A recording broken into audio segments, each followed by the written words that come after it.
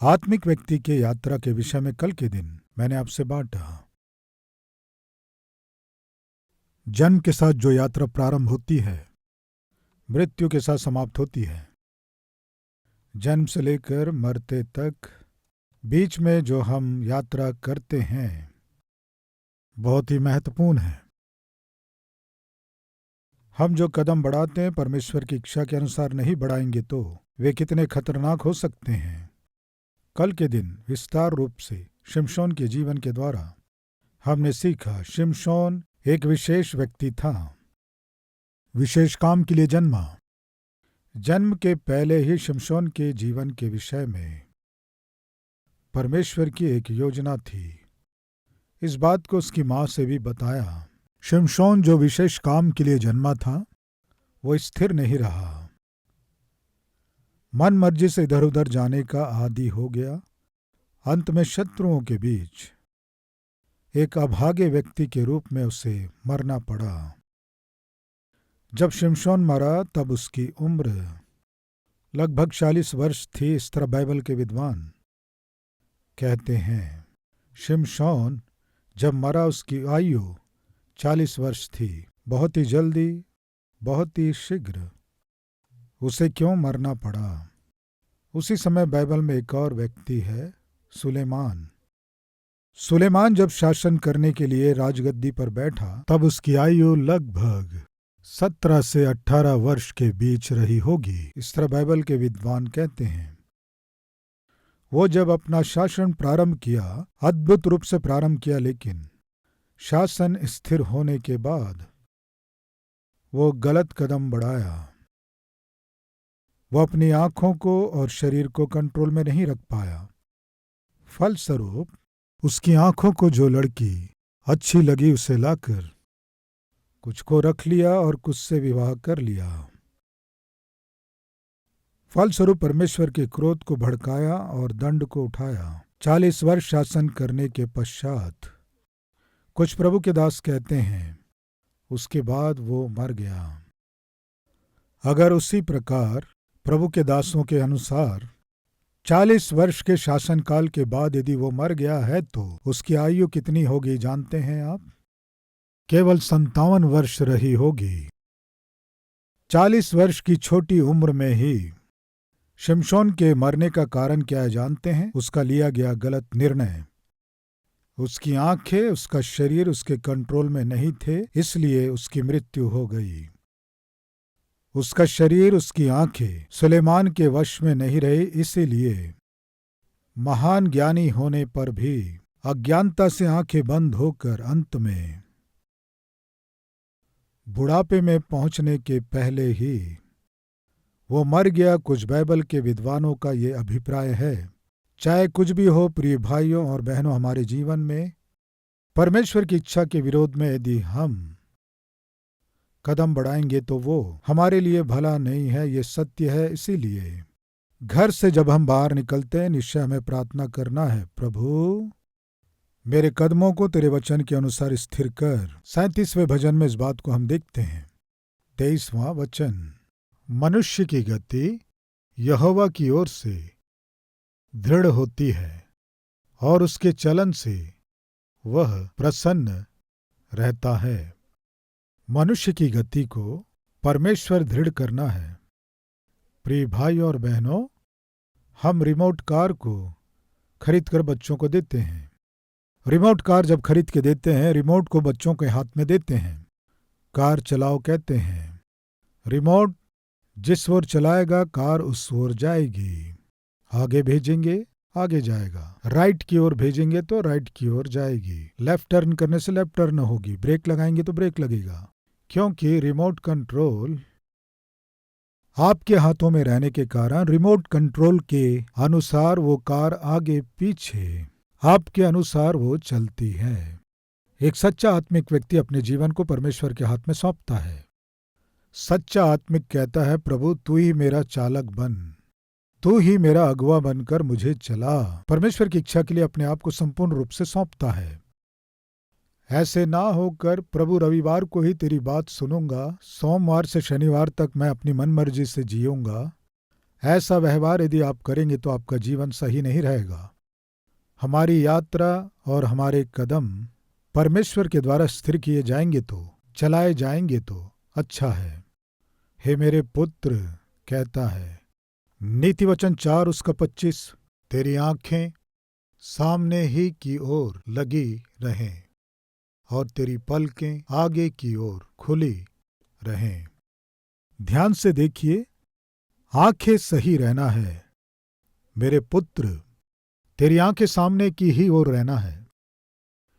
इधर उधर देखते हुए टेढ़ी नजर नहीं रहना है। उतना ही नहीं, और तेरी पलकें आगे की ओर खुली रहें, चोर जैसे ना देखें। कुछ लोग चोर जैसे देखते हैं, आगे की ओर देख रहे हैं जैसे रहते हैं, लेकिन वास्तव में आगे नहीं देखते हैं, वे किनारे देखते हैं। ऐसे चोर के समान ना देखें, देखना है तो सीधे देखें। क्यों ऐसी टेढ़ी नजर? क्यों चोर जैसा देखना? तिरछी नजर से क्यों देखना? इशारे करने की दृष्टि किस लिए? आपकी आंखें सही रहना है। आपकी आंखें सही रहेंगी तो आपके पांव भी सही रहेंगे। समझ में आया? आपकी आंखें सही हैं समझो, आपके विचार सही रहेंगे। आपके विचार सही हैं समझो, आपका शरीर सही रहेगा। आपका शरीर सही है समझो, आपके पांव सही रहेंगे। पहले आंखों के विषय में बताते हुए उसके बाद पांव के विषय में बता रहा है।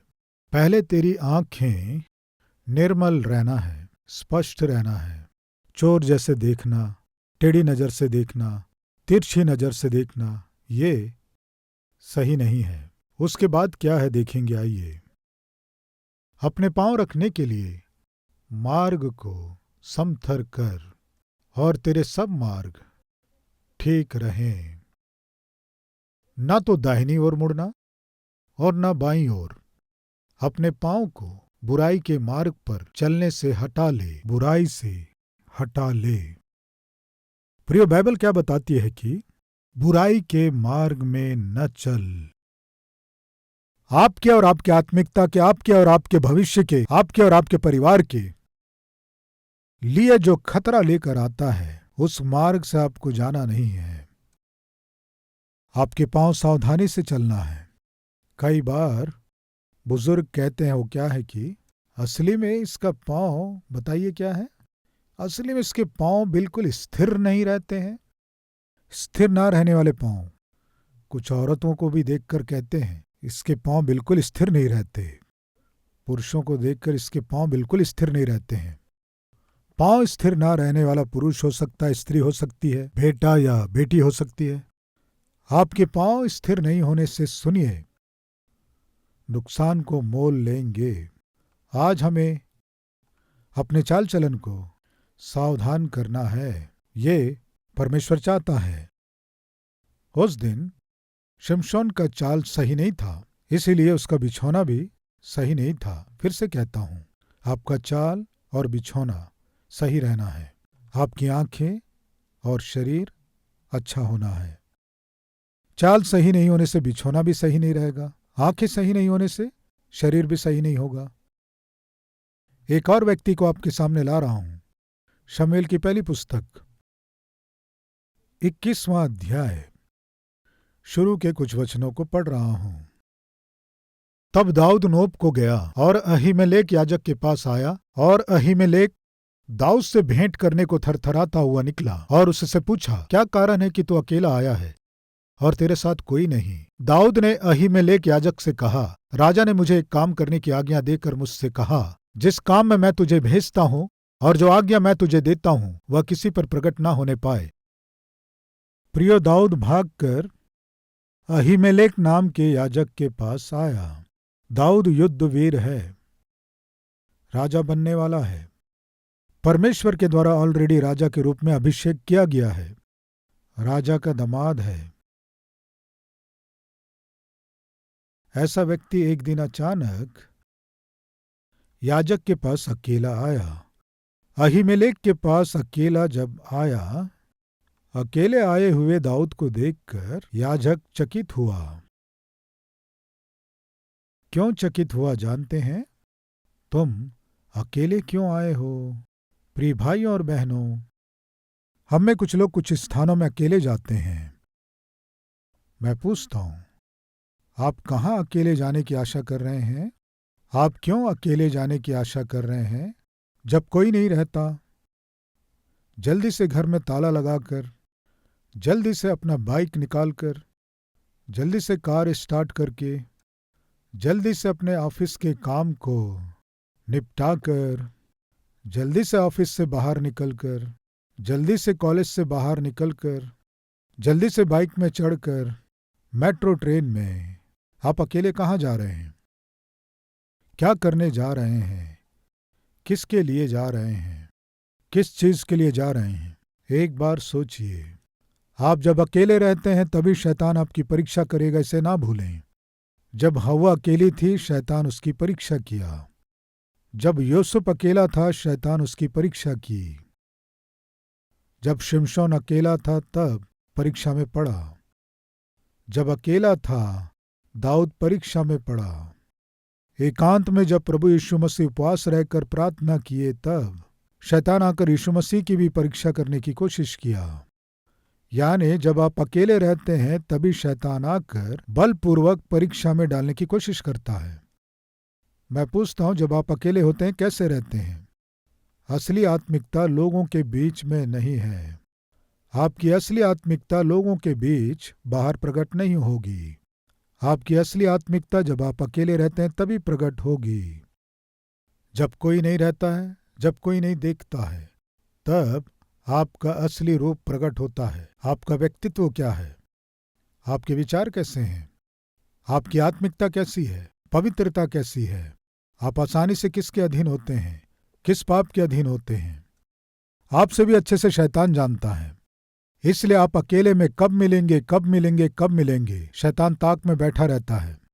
प्रिय जवान बच्चों, भाइयों और बहनों, आप जब अकेले रहेंगे सावधान, वही समय शैतान के लिए अनुकूल समय होता है।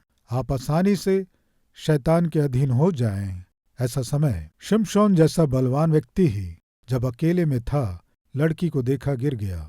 दाऊद जैसा महान राजा ही जब अकेला था, नहाती हुई स्त्री को देखकर गिर गया। प्रिय भाइयों और बहनों, जब आप अकेले रहते हैं क्या करते हैं? जब आप अकेले रहते हैं उस समय परमेश्वर मुझे देख रहा है, सावधानी से जीने से कितना अच्छा होगा।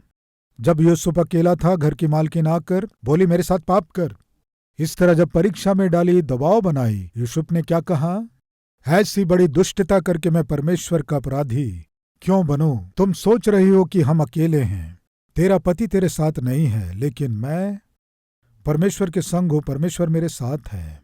वो परमेश्वर मेरे साथ है तो मैं परमेश्वर के विरुद्ध कैसे अपराध करूं?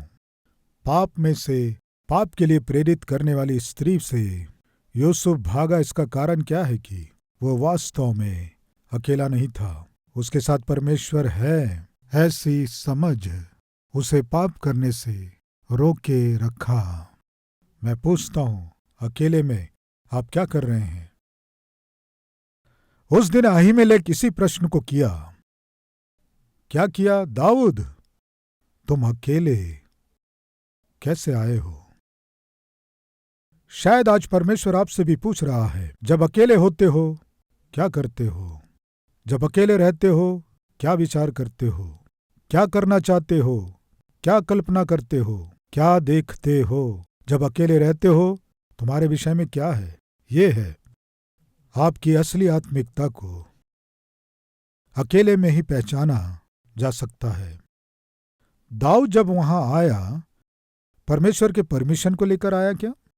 परमेश्वर को बताकर आया कहेंगे, प्रभु मैं अहीमेलेक नाम के याजक के पास जा रहा हूं, वहां जाकर मैं कुछ समय तक विश्राम लूंगा, या मैं याजक के साथ कुछ समय बिताना चाहता हूं, प्रार्थना करना चाहता हूं, वहां कुछ समय तक रिलैक्स होना चाहता हूं। आपके मंदिर से बढ़कर, तेरे चुने हुए याजक के साथ रहने से बढ़कर मुझे शांति देने वाला स्थान और दूसरा कौन सा होगा? ये कहकर परमेश्वर से परमिशन लेकर आया है क्या? नहीं। अगर सच में वो परमेश्वर से परमिशन लेकर अहीमेलेक के पास आता तो वो सच बात बोला होता। दाऊद तुम अकेले आए हो? कहने से तुरंत क्या कहा जानते हैं? मेरा राजा जो शाऊल है मुझे एक काम सौंप कर भेजा है, वो काम किसी से मत कहो कहा, झूठ बोला। वास्तव में शाऊल उसे नहीं भेजा। शाऊल दाऊद को ढूंढ रहा था। कब दाऊद मिलेगा उसे मार डालूंगा कहकर साजिश किया। मारने की कोशिश कर रहा था, बता सकता था ना। अहीमेलेक से ये सच्चाई तुम्हें बताना है। वो क्या है कि मुझे मार डालना है सोचकर शाऊल घूम रहा है, इसलिए यहां छुपने के लिए आया हूं। बता सकता था ना, नहीं बताया। आप अगर ऊपर के वचन को देखेंगे, 20वें अध्याय में यदि देखेंगे तो 42वां वचन या 41 वचन भी योनातान और दाऊद मिले उस विषय में लिखा गया है।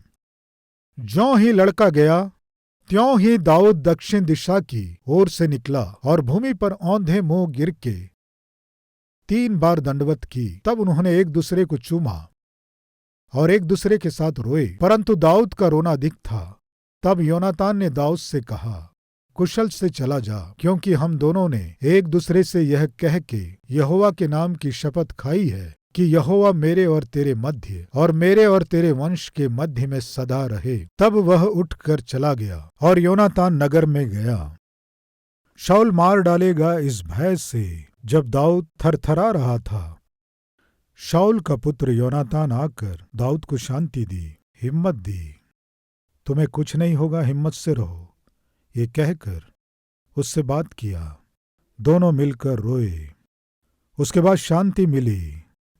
फिर कहा, तुम जाओ। इस तरह योनातान दाऊद को भिजवाया।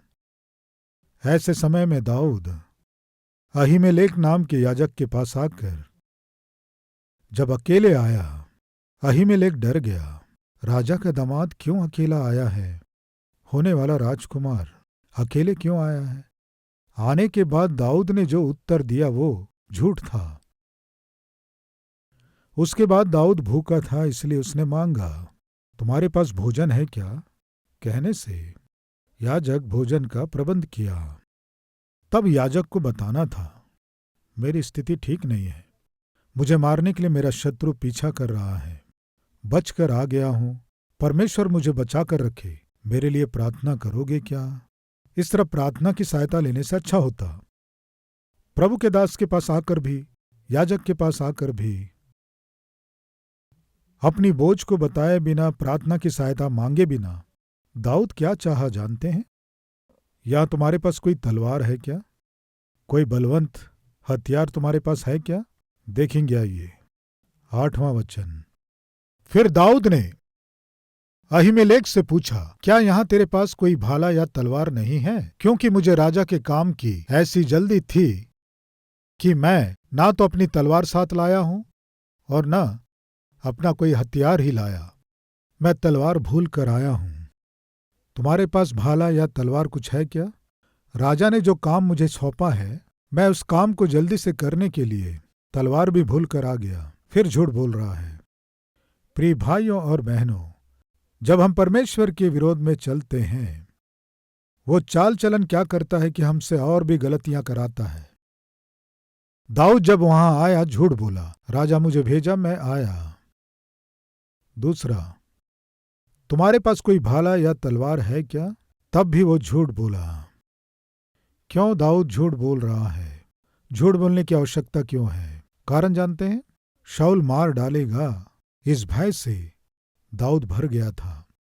प्रिय भाइयों बहनों, हमारे जीवन में यदि हमें हिम्मत से जीना है तो परमेश्वर के प्रतिज्ञाओं को हमें थाम लेना है। उन प्रतिज्ञाओं पर हम विश्वास करेंगे तो शैतान हमारे जीवन में कितने भी भय को लाए, उस प्रतिज्ञा को शैतान से कहकर, देखो ये प्रतिज्ञा परमेश्वर मुझे दिया है। तुम कहते हो ना नौकरी नहीं मिलेगी, अब तुम्हारी शादी नहीं होगी, अब तुम्हें कभी संतान नहीं होगी, अब कभी भी तुम्हारे जीवन में आर्थिक समस्या दूर नहीं होगी, ये बीमारी ठीक नहीं होगी, इस बीमारी से तुम मर जाओगे। इस तरह शैतान आपके पास आकर परीक्षा करके, दुख देकर जब आपको निराश करने की कोशिश करता, भाइयों बहनों, परमेश्वर की प्रतिज्ञा को थाम लीजिए। शैतान केवल परमेश्वर के वचन से ही डरता है। आपको याद है जब शैतान आकर प्रभु की परीक्षा किया, यीशु शैतान का सामना किससे किया जानते हैं? परमेश्वर के वचन से। परमेश्वर के वचन से ही शैतान का सामना किया। देखेंगे आइए मत्ती 4 अध्याय के शुरू से हम वहां देखते हैं यीशु किस तरह शैतान जब परीक्षा में डालने आया उसका सामना किया, वचन से ही उसका सामना किया। इसलिए फिर से कह रहा हूं, वचन बहुत आवश्यक है हमारे जीवन में, हमारे हृदय में। 4 अध्याय 1 वचन। तब आत्मा यीशु को जंगल में ले गया ताकि इब्लिस से उसकी परीक्षा हो। वह 40 दिन और 40 रात निराहार रहा। तब उसे भूख लगी। तब परखने वाले ने पास आकर उससे कहा, यदि तू परमेश्वर का पुत्र है तो कह दे कि ये पत्थर रोटियां बन जाएं। यीशु ने उत्तर दिया, लिखा है, मनुष्य केवल रोटी ही से नहीं परंतु हर एक वचन से जो परमेश्वर के मुंह से निकलता है जीवित रहेगा। शैतान आकर परीक्षा कर रहा है, यदि तू परमेश्वर का पुत्र है तो इन पत्थरों को रोटी बनाकर खा। 40 दिन उपवास रहे, भूखे हो, इन पत्थरों को रोटी बनाकर खाओ। कहने से यीशु मसीह वचन से उसको उत्तर दिया। दूसरा 5वां वचन। तब इब्लीस उसे पवित्र नगर में ले गया और मंदिर के कंगूरे पर खड़ा किया और उससे कहा, यदि तू परमेश्वर का पुत्र है तो अपने आप को नीचे गिरा दे, क्योंकि लिखा है, वह तेरे विषय में अपने स्वर्गदूतों को आज्ञा देगा और वे तुझे हाथों हाथ उठा लेंगे, कहीं ऐसा ना हो कि तेरे पांव में पत्थर से ठेस लगे। प्रियो, कृपया ध्यान दीजिए, कई संदर्भों में शैतान बड़े ही चतुराई के साथ आपके जीवन को नाश करने के लिए वचन का भी उपयोग करेगा। कुछ संदर्भों में जो वचन का उपदेश देते हैं उनके द्वारा भी परीक्षा में डालेगा, और कई बार बेकार के दर्शन भी आपको दिखाएगा। आपको भ्रमित करने वाले स्वप्न भी आपको देगा। प्रभु यीशु मसीह जब शैतान का सामना वचन से करने की कोशिश किया तो बड़ी चालाकी से शैतान वचन का ही उपयोग किया। इस कंगूरे में से अपने आप को गिरा दे। बाइबल में लिखा है ना, तेरे पांव में पत्थर से ठेस ना लगे, अपने दूतों को भेजेगा। बाइबल में लिखा है ना, गिरा दे।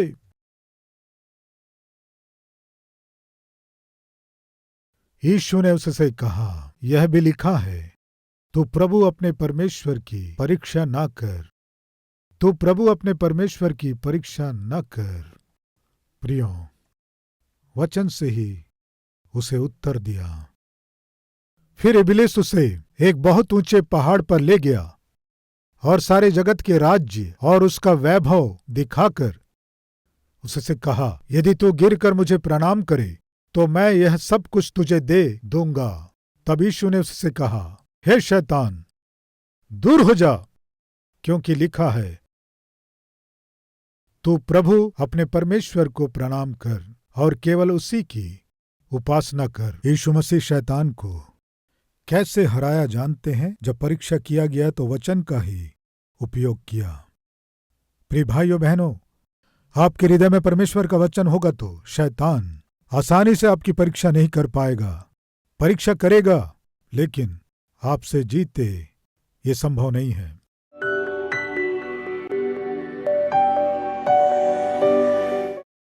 महान पवित्र प्रेमी परमेश्वर पिता, पांव है ये सोचकर, चल पा रहा हूं ये सोचकर, अगर आपकी इच्छा के विरोध में हम कदम बढ़ाएंगे तो हम अपने जीवन में बहुत बड़े खतरे को मोल लेंगे। बहुत से नुकसान को, कष्टों को हम उठाएंगे। आज आत्मिक व्यक्ति की यात्रा के विषय में बहुत स्पष्ट आप हमसे बात करी। पिता, हमारे जीवन में हम जब भी घर से बाहर निकलते हैं, आपका परमिशन लेकर हमें बाहर निकलना है। आपके साथ हमें बाहर निकलना है। आपके बिना हमें कहीं भी जाने की अनुमति नहीं है पिता। अगर हम जाएंगे तो वो हमारे लिए श्राप बनेगा, वो हमारे जीवन में नुकसान लाएगा, हमें झूठ बोलना पड़ेगा। पिता, हमें क्षमा कीजिए। अब तक हमने जाने अनजाने में जो कदम बढ़ाए, ऐसे हर एक गलत काम के लिए हमें माफ कीजिए। निष्कलंक हृदय हमें प्रदान कीजिए। निष्कपट मन आप हमें दीजिए। ईमानदारी से जी सकें ऐसा जीवन हमें दीजिए। बोए गए वचन को हमारे हृदय में फलवंत करके हमारे जीवन को फलवंत कीजिए। यीशु के नाम से इस प्रार्थना को मांगते हैं पिता, आमीन। प्रिय, अब से आप अपने जीवन से प्रभु को दिखा सके, ऐसे आत्मिक व्यक्ति के रूप में आप बढ़ सकें, मन से चाहता हूं। इस संदेश के द्वारा आपने आशीष पाया है तो लाइक कीजिए और बहुतों को शेयर कीजिए, और उतना ही नहीं, एक कमेंट कीजिए, उसे मैं पढ़ूंगा, प्रभु की महिमा करूंगा। फिर मिलेंगे, तब तक के लिए शलोम।